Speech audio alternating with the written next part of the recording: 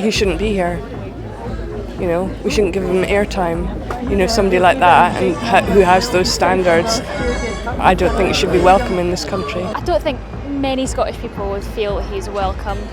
I think it's an embarrassment that he is coming here at all, personally. US President Donald Trump has embarked on a 4-day visit to Scotland, and with it, a mix of golf, politics, and controversy. But why is he here, and what's on the agenda? Let's take a closer look at Trump's latest trip to the UK and his reception across the Atlantic.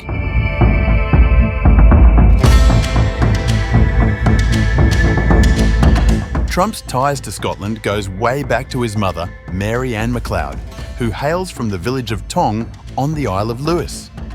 Trump has often mentioned his love for Scotland. Over the years, he's also made bold promises about how his golf courses in the country would boost tourism. But fast forward to today, the mood has soured somewhat. The locals' playful tone from years ago seems to have shifted.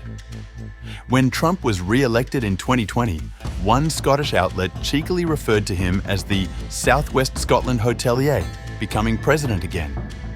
This week, however, another newspaper, The National, took a more direct approach, calling Trump a convicted US felon.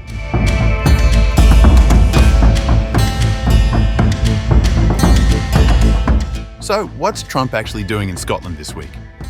On July 25th, he arrived at his golf course in Turnberry and spent some time before preparing for talks with UK Prime Minister Keir Starmer.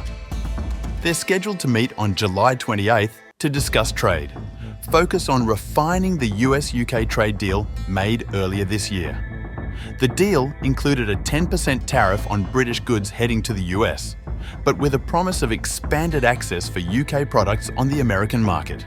One key topic which is likely to come up is the tariff on British cars. While Trump's tariff rates are lower for the UK compared to other nations, the UK is still pushing for better terms.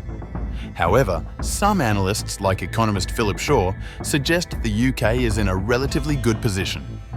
The UK is in a relatively good position in that Trump has raised most tariffs on UK exports by only 10%, and that Britain is facing a 10% tariff on most of its car exports and not 25% levies, as the majority of other countries are. A good result would be a tariff-free trade deal, but that would be difficult to achieve in normal circumstances, let alone now. But the big question remains: can Trump and Starmer make any real progress? Some critics, like Kathleen Brooks from XTB, argue that while the UK got an early trade deal with Trump, it hasn't really helped the UK's broader economic situation yet. Besides, after his meetings in Scotland, Trump is expected to return to the UK in September for a state visit with First Lady Melania. This will include meetings with King Charles and Queen Camilla at Windsor Castle, a highly anticipated diplomatic event.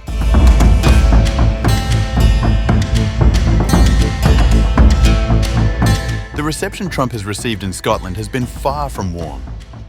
His controversial history, especially his long-standing opposition to wind power, has led to protests against his visit.